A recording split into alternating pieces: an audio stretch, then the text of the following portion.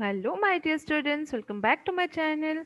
Today in this video we are going to learn class 10 English chapter what is moral actions, question and answers, and this is part 1 of the question and answer session. The explanation of this chapter is already uploaded in my previous video. I'll be sharing the link in the description box for you all to refer it. So let's move on to the question and answers today and let us discuss it. But before that, students, if you are viewing my video for the first time, do subscribe my channel and hit the bell icon so that you get the notifications of my all the upcoming videos. And do watch the video till end. And if you like it, hit the like button and share with your friends. So, students, we'll move on to the question and answers of this chapter.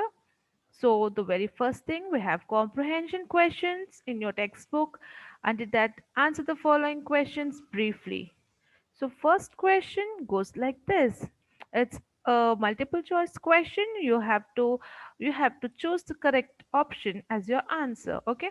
So first one, in paragraph 1, Gandhiji says that our conventional behavior is immoral, moral, neither moral nor immoral, necessary or unnecessary. So answer is D, necessary. Okay, because when we read in the first paragraph in the chapter, we come to know that Gandhiji says that conventional behavior is necessary in the life. So with that point of view, we can mark the answer as necessary. D, necessary is the answer for this question. Moving to the next one. What is non-moral action? So answer is the actions which are done with the motive of winning prestige are non-moral actions. Non-moral actions are the actions which do not have any morality. Okay, so when we read the chapter, we come to know there are many actions of the human which we do. Some do out of show off, some do with the real heart, some do to win the prestige.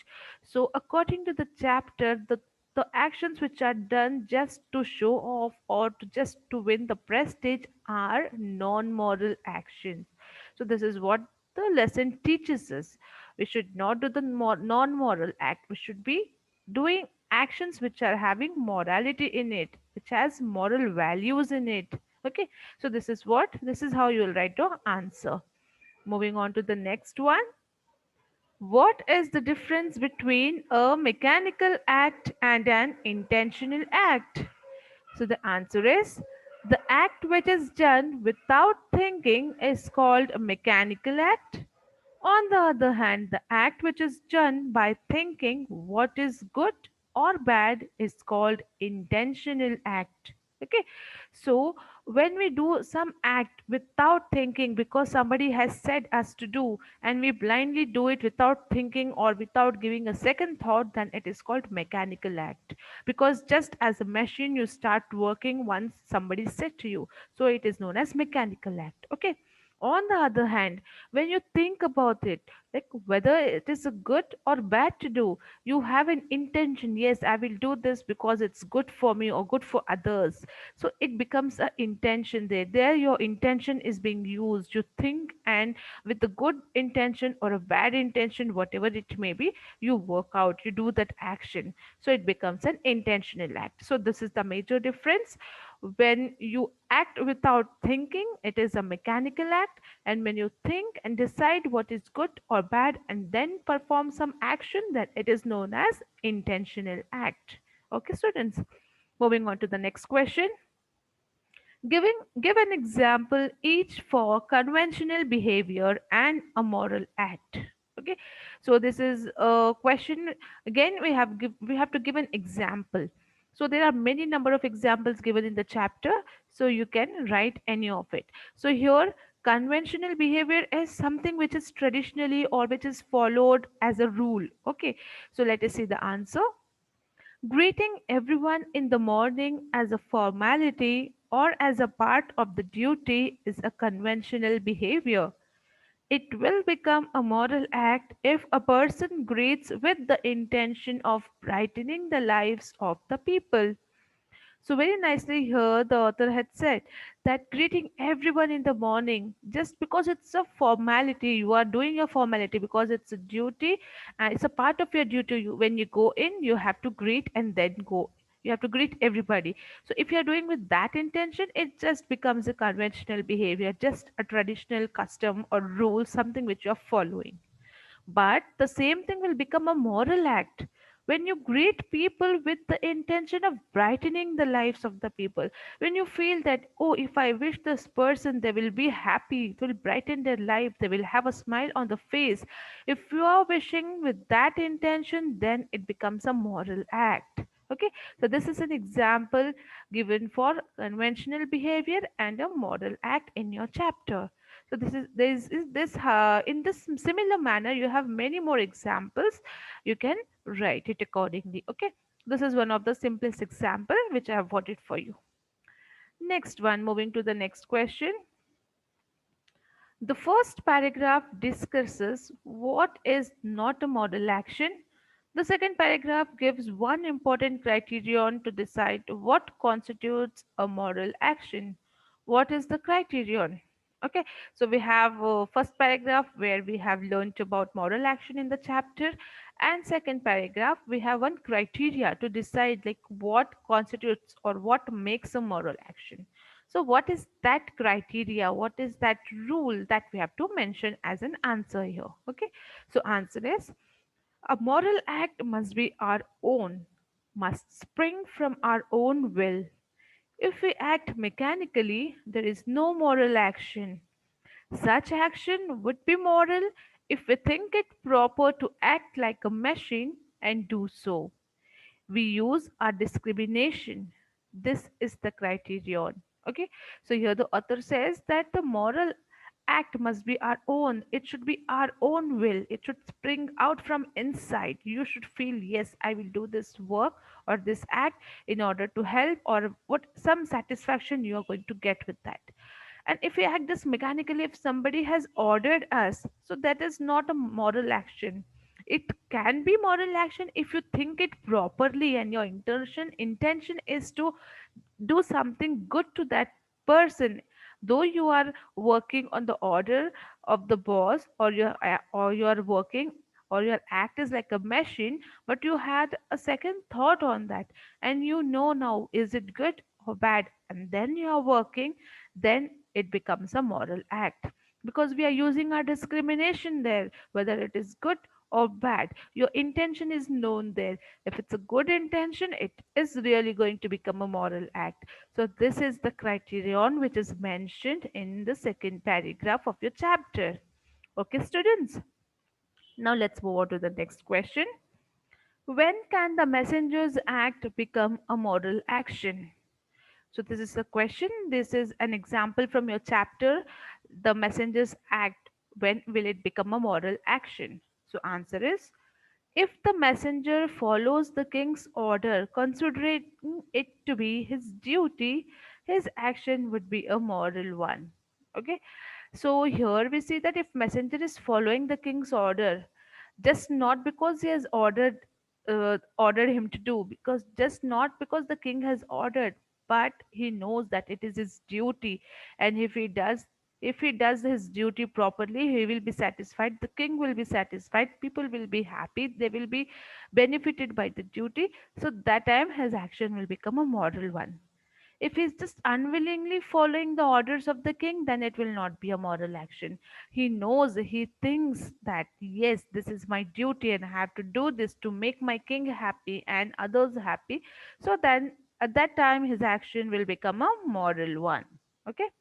So moving on to the next question now. Seventh one.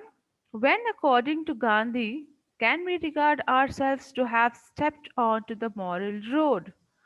Okay, so according to Gandhiji, what does he say? That when can we regard ourselves that we have stepped onto a moral road, the right path? So the answer is when we all care only for what our conscience says, then alone can we be regarded to have stepped onto the moral road. Okay, when we care about our conscience, means our inner feelings, we have we have that knowledge of distinguishing what is good and what is bad, that inner feeling which you says you, yes, this is good and this is bad, and then you select the good one, and that alone at that time you can regard that yes, you have stepped onto the moral road, you're on the right path. This is what the saying or the teaching which according to Gandhiji is mentioned in this chapter. Okay. Next, what is the belief that Gandhi talk of in paragraph 2? What is the belief that is Gandhiji is talking about in the chapter in paragraph 2? Answer is, the belief that Gandhiji talks of is God within us. The God of all is the ever present witness to all our acts. Okay, so what is Gandhiji saying? He talks of the belief that you should have a belief that there's a God within us, God of all, and He's ever present and He witnesses to all our acts. Whatever we do, all our acts is known by the God. He is a witness, He sees it, He knows it, He knows your intention. So you should always have a good intention. This belief should be there. When you have this belief in your heart, in your heart and mind, and then you are going to do all good deeds, you can do all the moral acts. Okay, so this is what the belief that Gandhiji talks about in paragraph 2. Moving on to the next question. All good actions need not be moral acts. When does a good action become a moral act? According to paragraph 3, give an example. Okay, so you have to mention when will your act become moral or good action become moral. According to paragraph 3, there is an example given in paragraph 3. You have to mention that. So, answer is, it is not enough that an act done by us is in itself good. It should have been done with the intention to good. Okay, feeding poor people is an example of a good action, but it becomes moral act when the person feeds the poor out of pity. Okay, so this is what the example given in paragraph 3, that only doing some action which is just a good action, people will see and they'll feel yes, it is good act. And if you think that it becomes a good moral action, then it's not like that. Your intention should also be good there. The intention behind your act should be good, and then it becomes a good or moral act. Not all good acts will be moral, but if you have good intention and real from heart, if you are working, then it becomes good, then it becomes a moral act. For example, feeding poor. See, there are many people who feed poor, but some feed poor because they really feel pity on them and they want to really help them, so it becomes a moral act. But if someone comes and just help or feeds the poor because he wants to make his prestige, he wants to make his status in the society, then it is not a moral act. Though it may be a good act, but it's not a moral act. When you feed from your heart, out of pity from your real heart, then it becomes a moral act. So this is what the example mentioned in your paragraph 3. I hope you all are getting it, students. Moving on to the next question. In the example of feeding the poor, whose action is a moral action? So the answer is, a man who feeds the poor out of great pity is the act of moral action.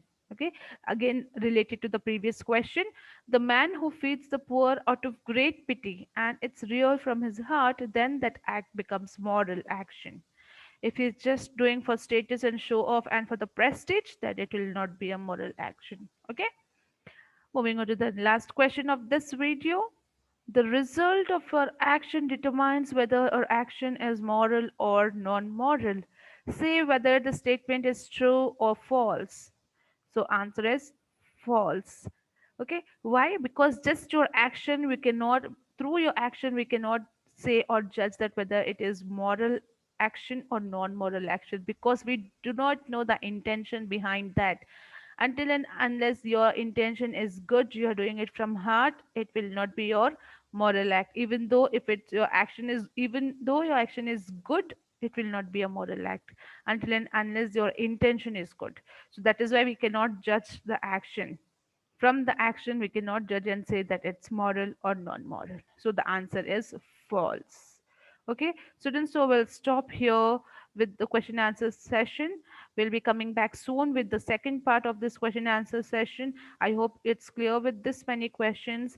And if the video was good and you liked it, it was informative, to hit the like button and share with your friends. We'll be back soon with the next part of the question answers. Till then, bye bye and thank you.